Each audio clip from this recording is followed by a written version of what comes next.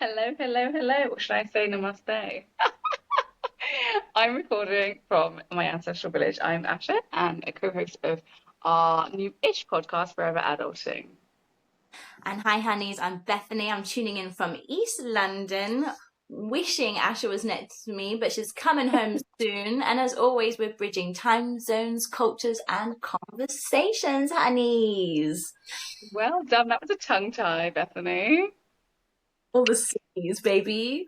Asha, the last time we spoke was in the episode about escapism.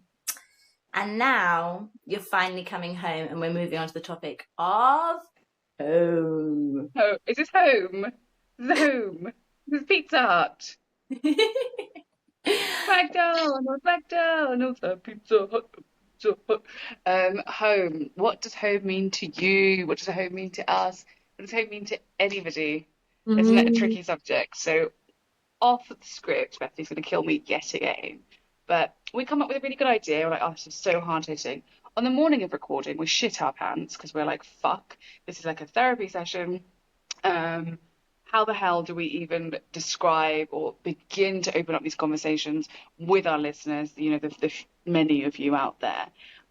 So we just kind of wing it, and sometimes it works and sometimes it doesn't. We're hoping it does work.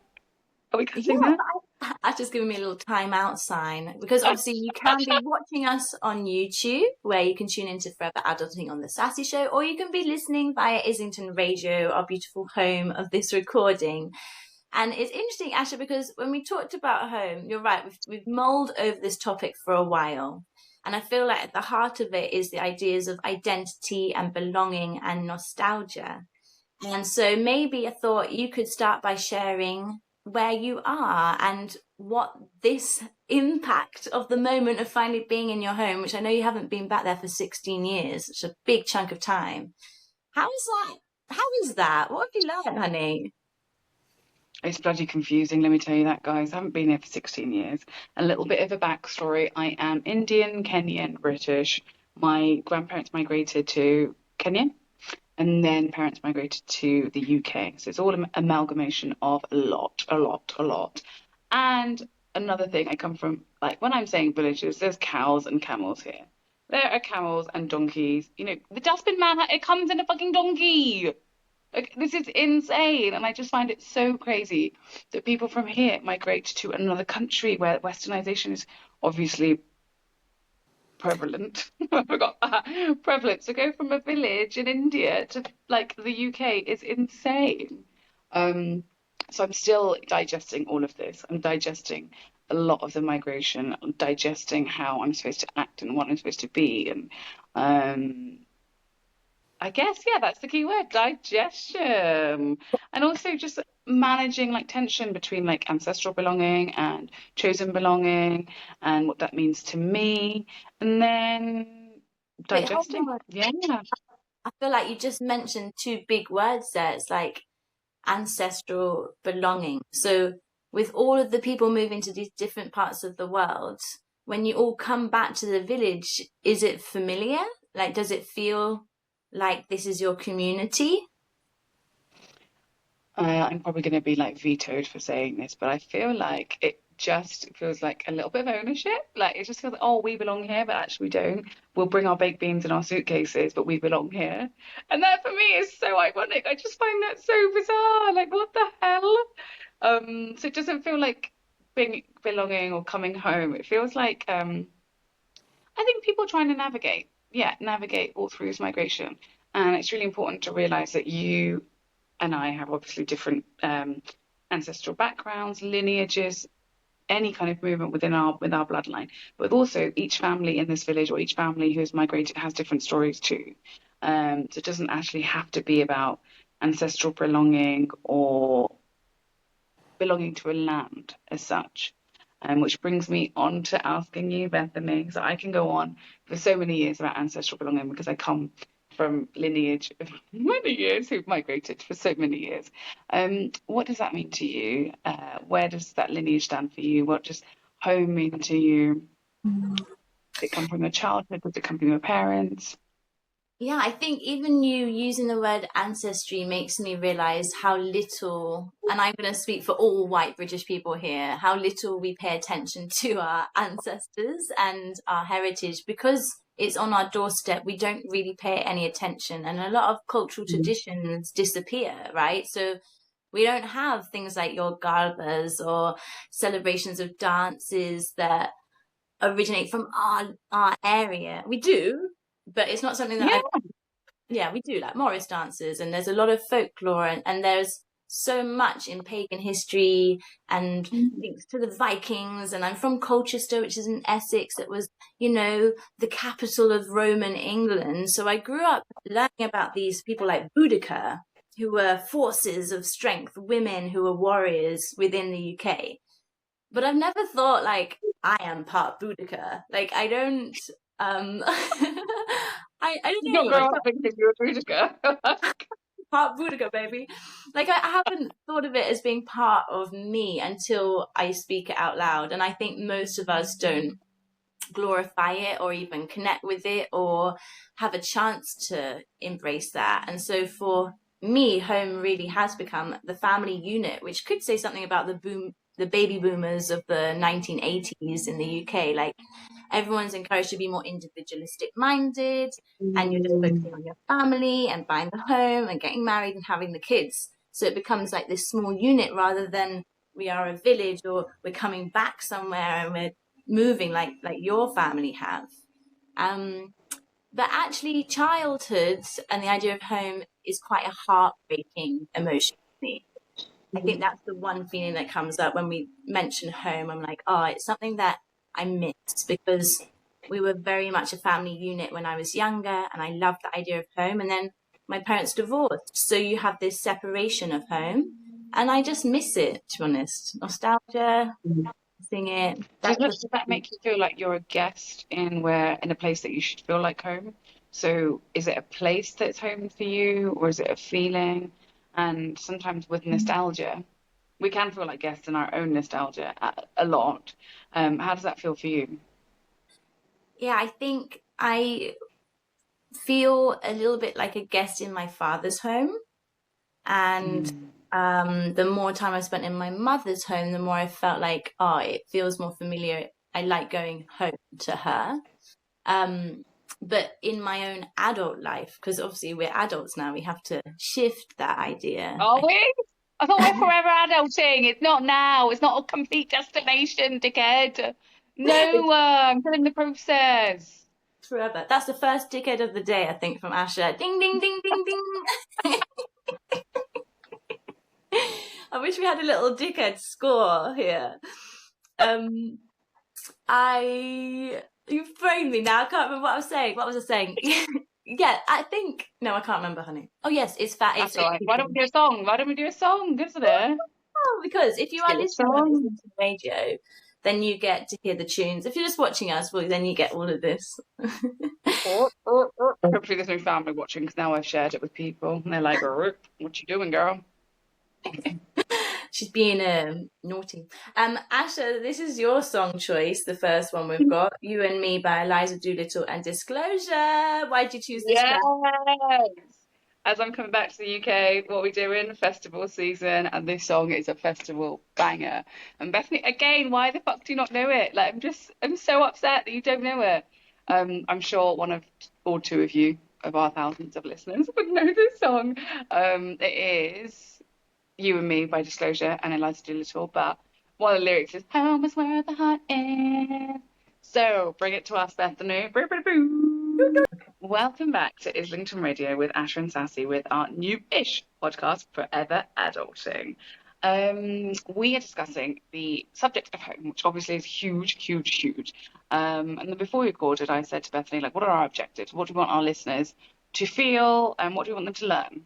I think for me, it's like after 16 years coming back to what my so-called ancestral home is. I'm going to say it that way because that's where they're from. But do I feel anything? I'm not sure. I want to share my experiences and showcase that it's not all rose tinted. It comes with a lot of grief and a lot of guilt. Um, and a lot of understanding and learning and maturing and nourishment. And I guess I want to show and showcase that journey that I'm going through. Bethany, what do you want to do? What's your objective, babes?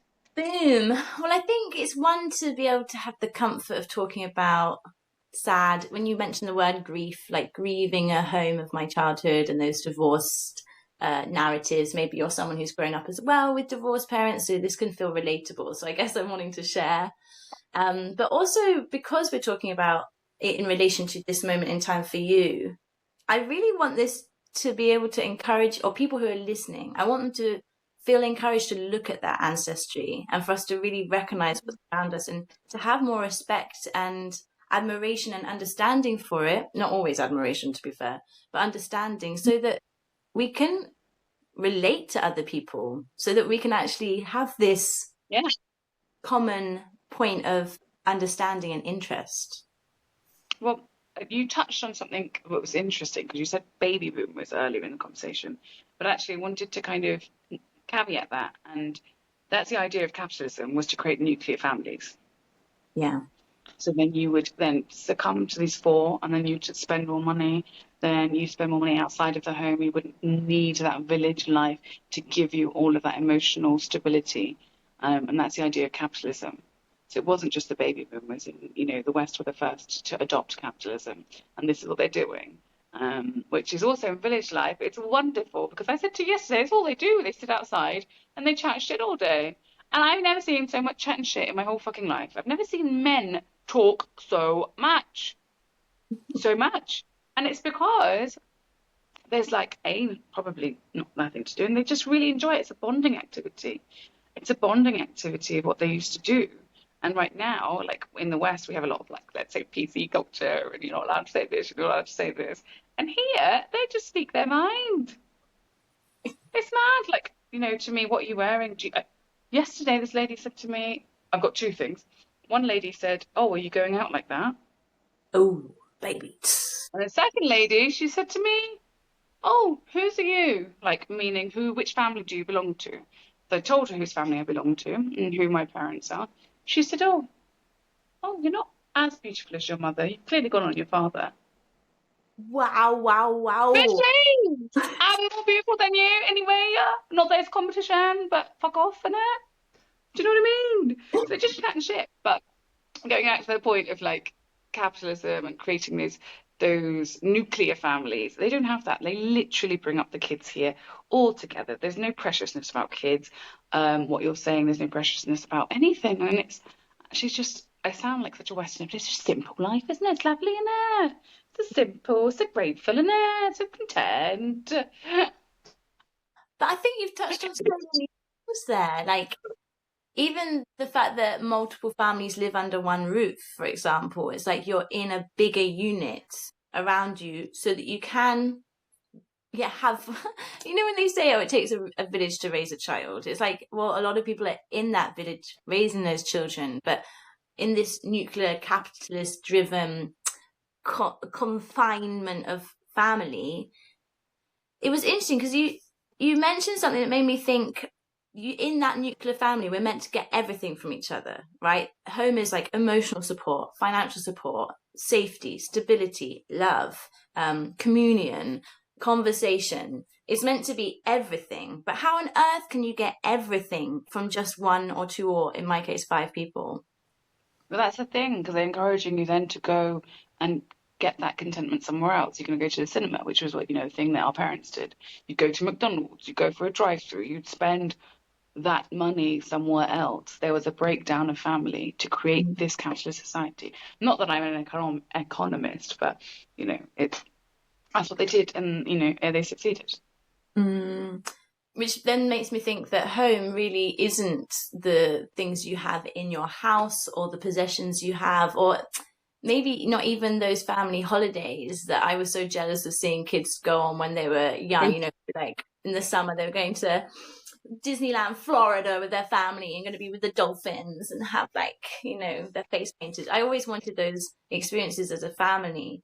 And then you realize it's not a reflection of how much happiness they might have for one another or love. And I think that's something that's quite tender.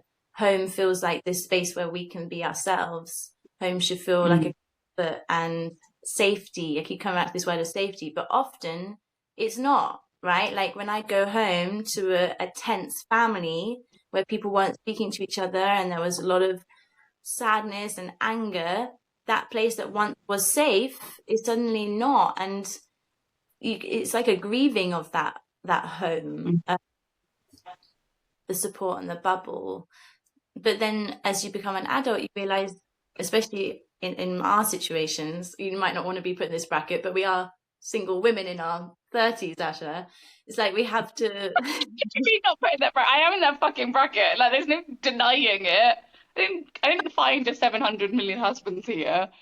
I think I just didn't want I didn't want it to sound rude, but like, yeah, we I'm have used to to. British life, babe. Someone just told me I'm not as pretty as my mum.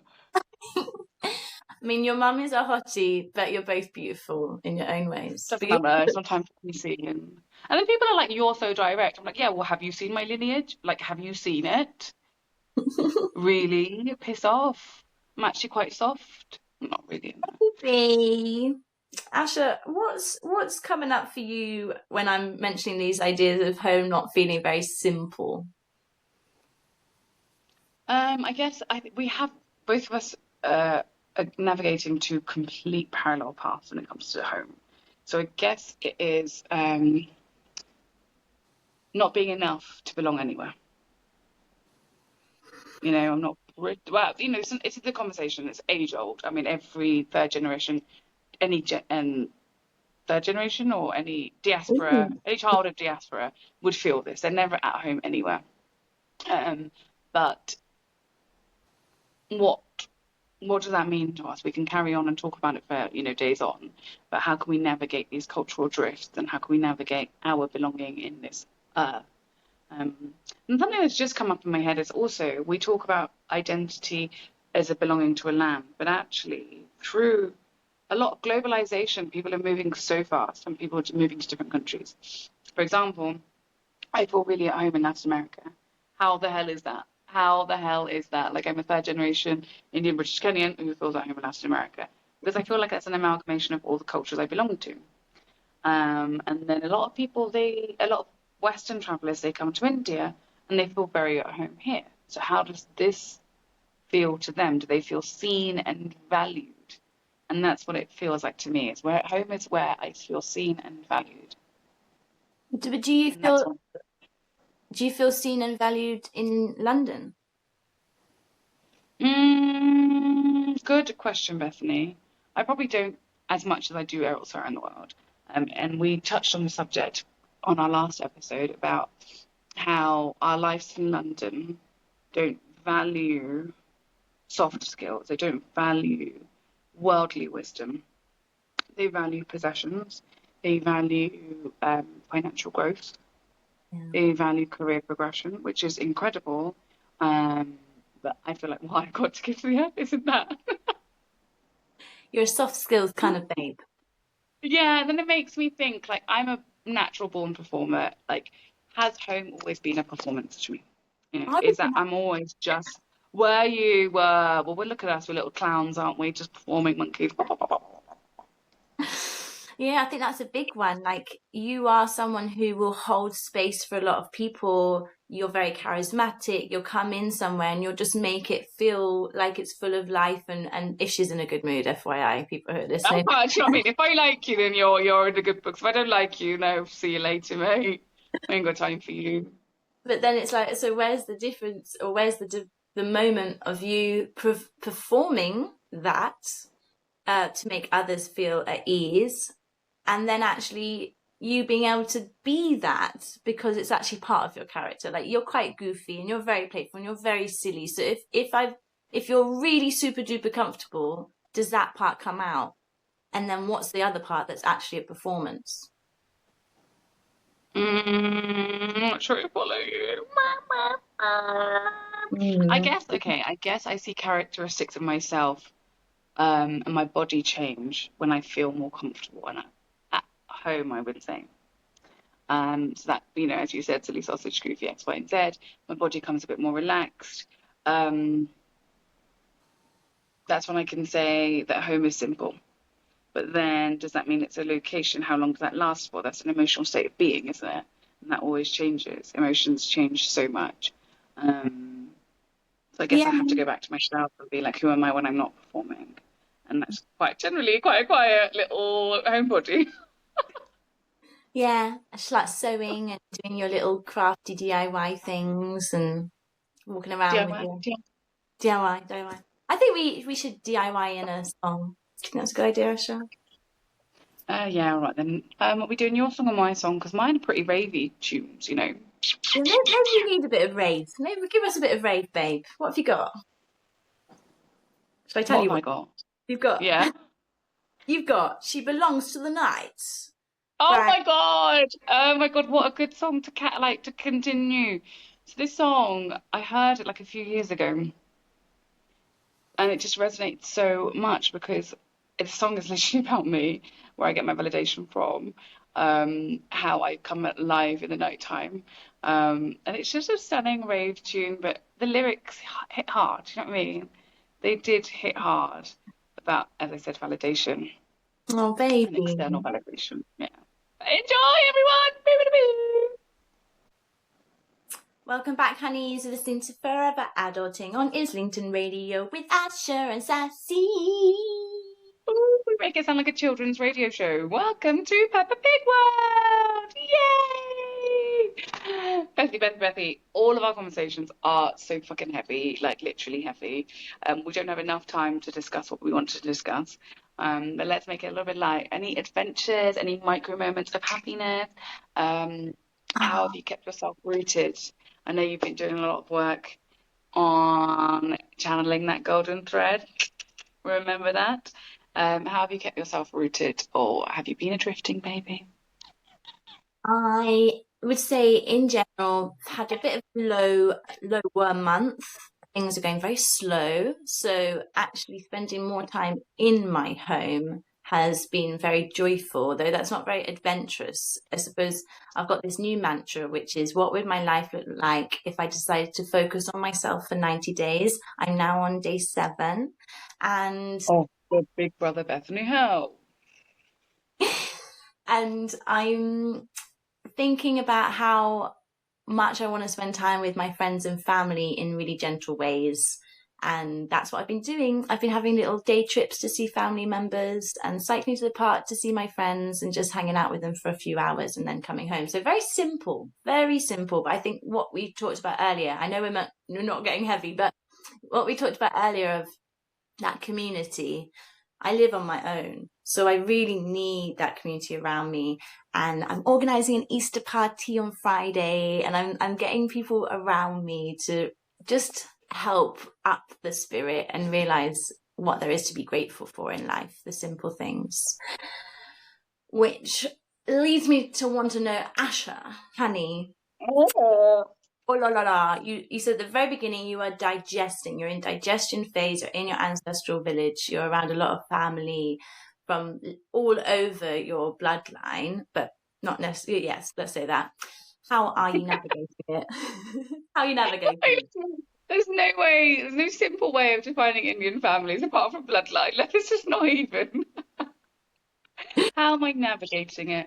Um, it's been navigation of ego. It's been a navigation of managing, as you said, different family members, their egos, my ego, um, breaking apart what I've fabricated in my head of my ancestry. If I'm being really honest, I have a speech that I usually give to people about my ancestry. Sometimes I'm like, oh my God, is this true? I don't know. Nobody knows.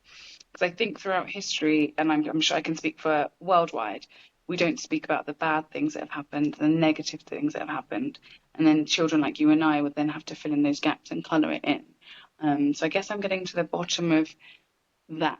And I am planning to just do lots of meditations to feel the ground and feel Mother Earth and where my ancestors are from, and hopefully get some answers that way, rather than fill in the gaps. And then navigating this ancestral belonging that I'm so proud of, and it gives me so much fire that I might have fabricated, to be honest, but who cares, innit?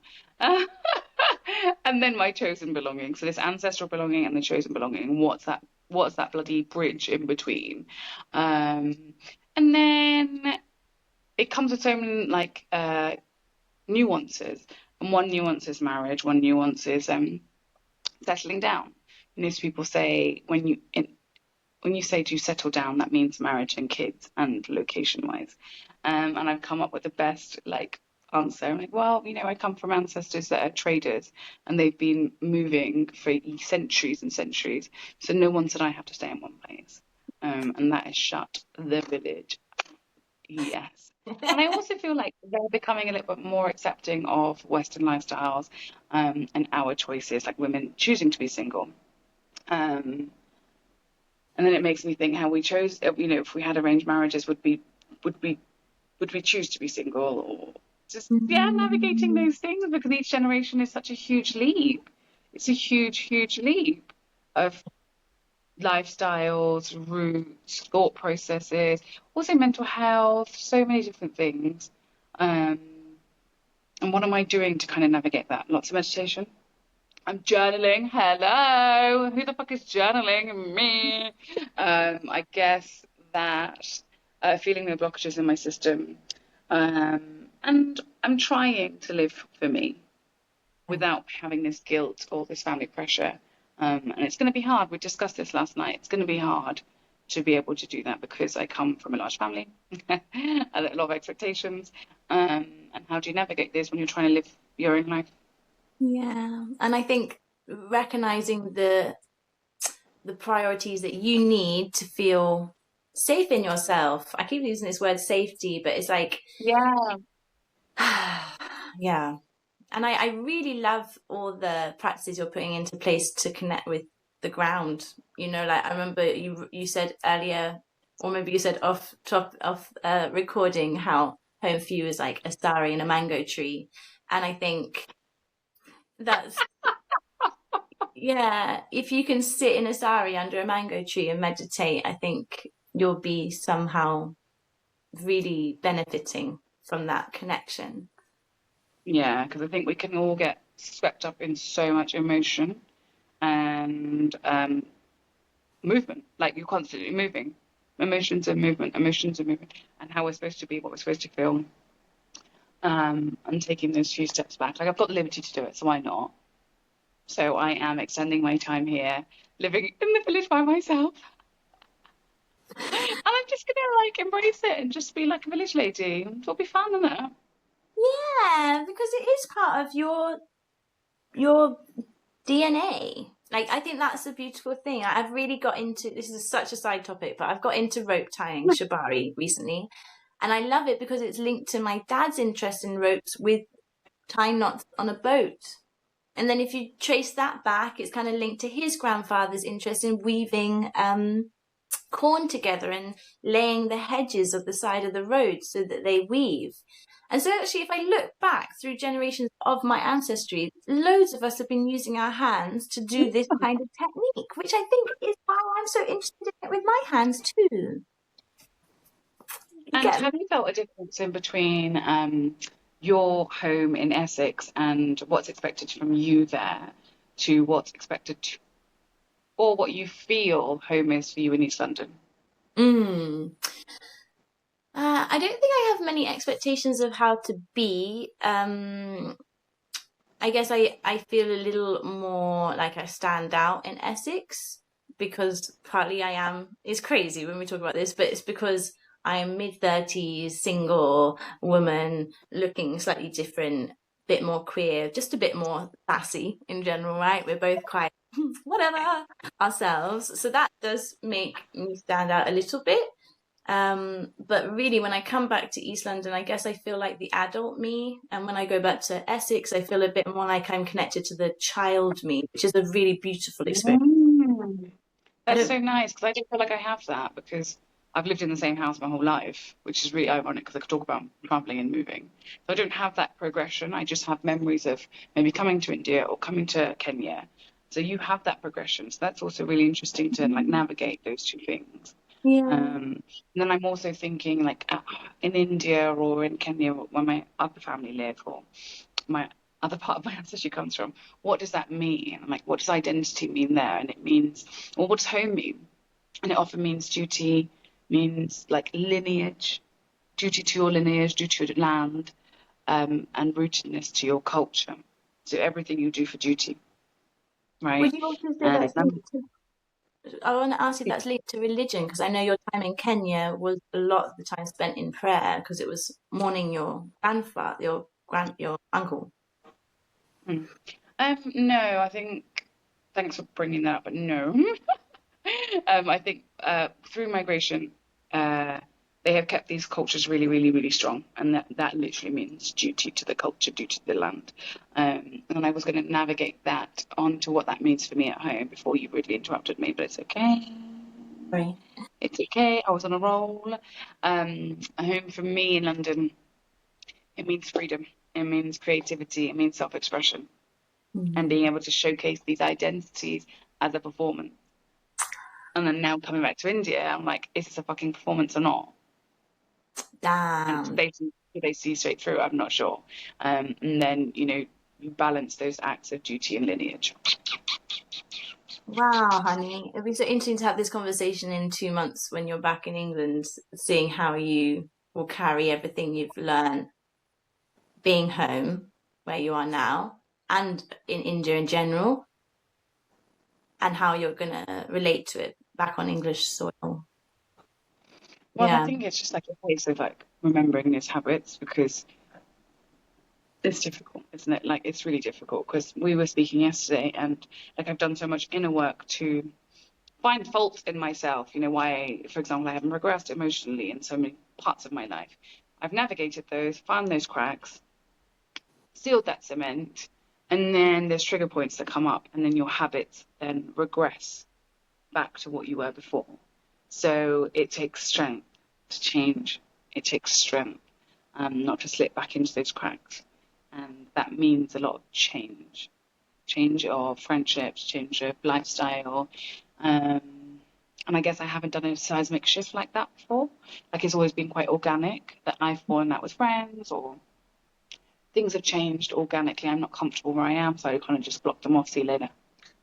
But now it's going to be seismic. Like a lot of things have to change. Mm. Because we ain't getting younger, babes. Do you know what I mean? We're not getting younger. Um, We're going to listen to a song actually, Asha. We're going to listen what to your song? Coming Home, Leon Bridges, because it feels just too poignant a moment not to throw in not only like a sweet, heartbreaking song, but this idea of emotions that you're navigating. Oh, Forever Adulting has been a beautiful, dense episode as always. So let's do the quick fire round, shall we, honey You bunny? make it sound like a loaf of bread. We are Dense. dense, with multi-grain goodness for digestive systems digesting. Whoa! Asha, home truths, honey. What is one smell that instantly makes you feel safe and at home? Incense. Nug jumper. Incense. I use it on stage. I use it everywhere. And I guess the idea and the routine of lighting that incense is really important to me. And I love the fact that it actually carries through a lot of cultures. It's not just Indian culture, because obviously that's been appropriated, but actually it's carrying through a lot of Catholic cultures, a lot of Christian cultures, of having that smell. Um, and fun fact. Shall I tell you? It's quick fire, but a fun fact.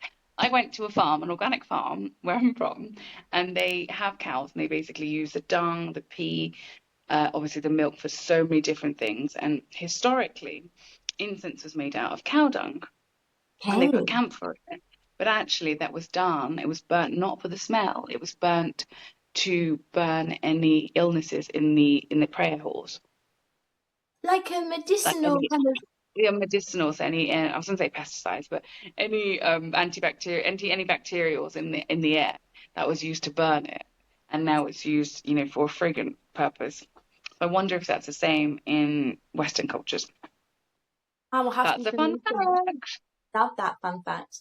Yeah, because you're right. I grew up with a lot of frankincense being and myrrh being burnt around me. My auntie's a vicar; she loves that shit. But really, the roots of that come parts of Southwest Asia, right? Like it's Mm. not. I don't know. Do we have myrrh in British soil? I have to No, research you that. don't, but it comes from the Bible. No, obviously frankincense and myrrh. But then, how did they first get it over here? Okay, so many questions. Asha, ask me a question. I forgot one. Now I remember. If you're gonna name one place anywhere, it doesn't have to be on planet Earth, where would you name home? First thought I had was like being a drop in the ocean. Abstract. Last time you asked me something like this, I said a cloud in the sky. So I think I'm always going somewhere sort of a bit more in my dreamland. But it's something that's soft and holds me and is like a body of water and I can float on it. So you would be inside this drop. I think either Over I the drop. feel I am the drop on All the right. I it's have moving. nothing to say to that. Sorry.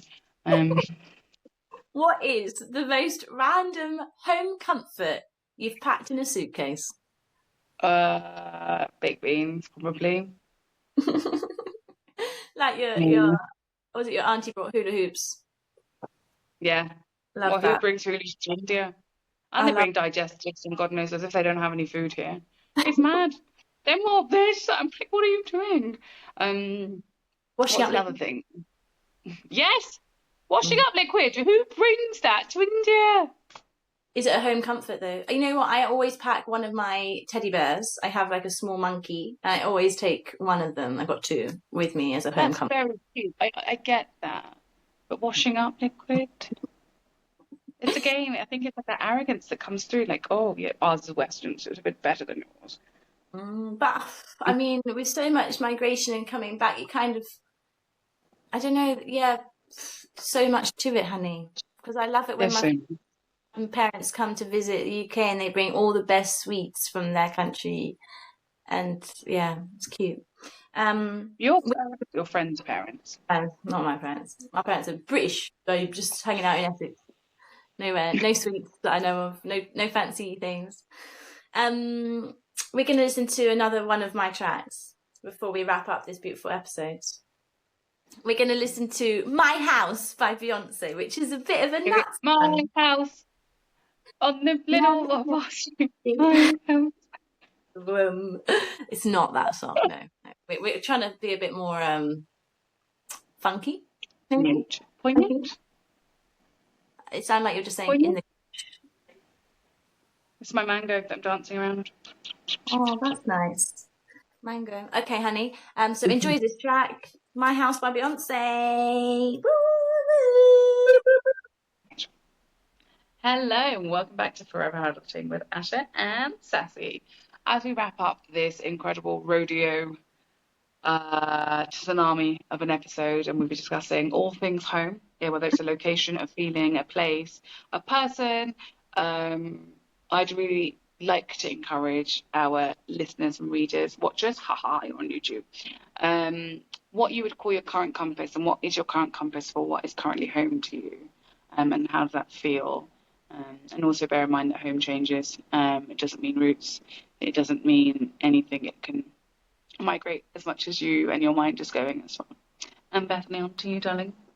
Oh, that was really lovely to be thought about as a pinpoint. And I think these things are good to write about. I know you mentioned journaling. I love journaling. So if something sore has come up or you're feeling like you're resonating over anxiety or a heaviness or a curiosity, then lean into that and let us know. We're always here for the chats. We're over on Instagram at bxsassy2. Asha's at pat__L. And we would love for you to tell us what your forever home is in response to these chats. Yeah, that would be great. Thank you so much for listening and have a great day wherever you are. Honey, we're going to listen to "Love by You" by Kirby as our final song. Sink into the feels, babies. Lean in, lean in.